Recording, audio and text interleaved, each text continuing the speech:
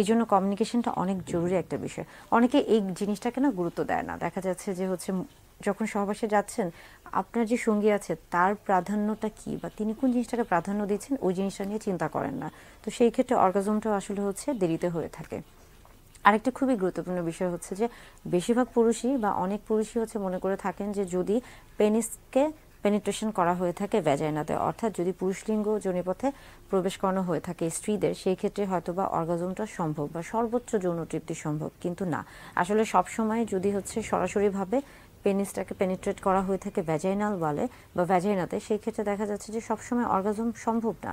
বরং আপনি যদি সবচেয়ে বেশি হচ্ছে গুরুত্ব দিয়ে থাকেন ক্লাইটোরিসে, এবং সেই ক্ষেত্রে কিন্তু হচ্ছে আপনার অর্গাজমটা খুব সহজেই সম্ভব। এবং ক্লাইটোরিসে যদি গুরুত্ব দেওয়া হয়ে থাকে, স্টিমুলেশন বা উত্তেজনা দেওয়া হয়ে থাকে, সেই ক্ষেত্রে কিন্তু অনেক সময় পেনিট্রেটিভ সেক্সের প্রয়োজন হয় না। অর্থাৎ সেই ক্ষেত্রে কিন্তু হচ্ছে পুরুষ লিঙ্গকে স্ত্রীর যোনিপথে প্রবেশ করানোর প্রয়োজন হয় না, এবং সেই ক্ষেত্রে কিন্তু নিজে